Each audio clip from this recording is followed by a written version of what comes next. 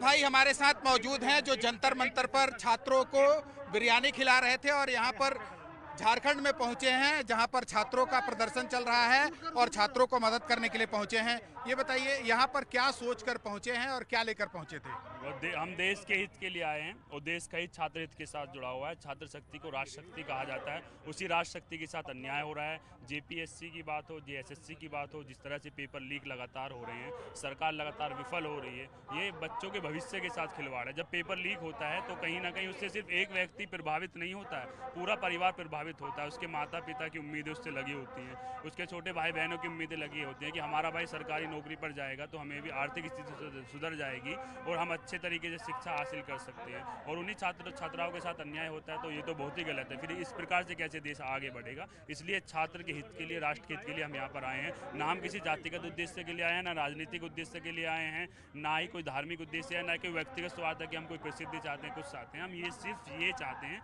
कि हम, कुछ लोग ये समझते हैं कि हम सरकार के विरुद्ध, हम सरकार के विरुद्ध नहीं। हम जंतर मंतर पर भी यही बात बोलते हैं, यहाँ भी यही बात बोल लेते, वहाँ भी हम यही बोले हैं कि हम व्यवस्था के विरुद्ध हैं। आप उसमें परिवर्तन लेकर आ जाइए, एनटी को रद्द कर दीजिए, एनईपी को आप क्यों लेकर आए, उस सारी व्यवस्था को, पेपर लीक को बंद कर दीजिए। आप उसमें अगर परिवर्तन लाते हैं तो हम आपके गले में माला डालेंगे। हमें आपसे क्या दिक्कत है?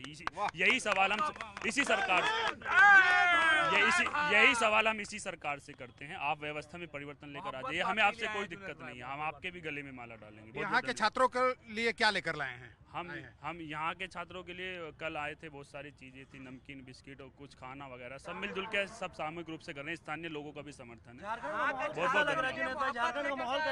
जुनैद भाई, जब आपने दिल्ली में खिलाया तो आपके खिलाफ कार्रवाई हो गई, परिवार के लोगों को पुलिस उठाकर लेकर चली गई थी, यहाँ भी आप पहुँच गए हैं। छोटी मोटी चीजें चलती रहेंगी, हम डरने वाले नहीं है, झुकने वाले नहीं है। जितना वो दबाने का प्रयास करेंगे, जितना वो दबाने का प्रयास करेंगे उससे कहीं अधिक और 3 गुनी ऊर्जा के साथ हम फिर से खड़े होंगे और छात्र छात्राओं के लिए संघर्ष करेंगे। क्योंकि हम ये समझते हैं किसी भी देश की रीढ़ होती है शिक्षा व्यवस्था, अगर वो खराब हो जाएगी तो देश की व्यवस्था पूरी खराब हो जाएगी। शिक्षा के माध्यम से भी कोई भी कौम, समाज, राष्ट्र आगे बढ़ सकता है। और इस देश की बहुसंख्यक आबादी युवाओं की है और उन्हीं युवाओं के साथ जो अन्याय हो रहा है, उसमें चाहे लाखों लाख नीट के अभ्यर्थियों के साथ जो अन्याय हुआ और पेपर लीक के जरिए से जो अन्याय हो रहा है प्रतियोगी छात्र छात्राओं के साथ और सीबीएसई छात्र छात्राओं के साथ, आपने देखे किस तरह अन्याय हुआ पूरे देश भर में। आप लगातार शिक्षा का बजट कम कर रहे हैं। पिछले 10 वर्षों में आप 1 लाख के करीब सरकारी स्कूल्स को बंद कर दिए। देश की जनसंख्या बढ़ रही है कि घट रही है? सरकारी स्कूल की संख्या बढ़नी चाहिए कि घटनी चाहिए? शिक्षा का बजट घटना चाहिए कि बढ़ना चाहिए? हम चाहते हैं पूरे बजट का 10% बजट शिक्षा का बजट होना चाहिए, पूरे बजट का 10% बजट चिकित्सा का बजट होना चाहिए। हम एक राष्ट्र के लिए कार्य कर रहे हैं तो सभी, हम ये भी चाहते हैं गरीब का बच्चा, डीएम का बच्चा, किसी भी मंत्री का बच्चा, उसी सब एक ही स्कूल में पढ़े, एक ही विद्यालय में पढ़े। गरीब के लिए अलग स्कूल और कॉर्पोरेट घरानों के लिए अलग स्कूल, ये सब व्यवस्था खत्म होनी चाहिए। शिक्षा सबको समान रूप से मिलनी चाहिए। बार बार ये सवाल उठता है कि आपके पास पैसे आते कहाँ से हैं? क्या कहना चाहेंगे? कहीं से कोई पैसा नहीं आता है। हम कोई पैसा नहीं ला रहे हैं। स्थानीय लोग यहाँ के हैं, उनके साथ कॉर्पोरेट करके हम उनको बोलते हैं कि आप ये व्यवस्था कर सकते हैं, कोई पानी ला सकता है, कोई खाना ला सकता है, तो उनसे साथ मिलजुल कर चल रहा है।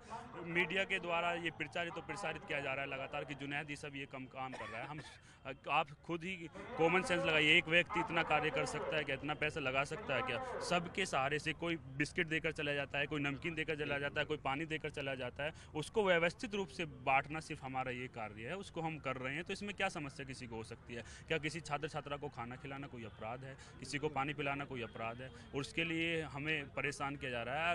अगर ये अपराध है तो ये अपराध हम एक बार नहीं 1000 बार करेंगे, बार बार करेंगे, करते रहेंगे। दिल्ली में जब आपके साथ हुआ तो आप सुप्रीम कोर्ट भी जाने की तैयारी कर चुके थे? नहीं, हमारा ऑलरेडी सुप्रीम कोर्ट में केस चल रहा है, उस पर मैं कोई टिप्पणी करना नहीं चाहता हूँ क्योंकि कोर्ट के उसमें मैं कोई टिप्पणी नहीं करूँगा। बहुत बहुत धन्यवाद। तो ये थे जुनैद जो यहाँ पर भी पहुँचे हैं और साफ तौर पर यह मानते हैं कि छात्रों को खिलाना पिलाना कोई अपराध नहीं है और अगर ऐसा अपराध है तो वो करते रहेंगे।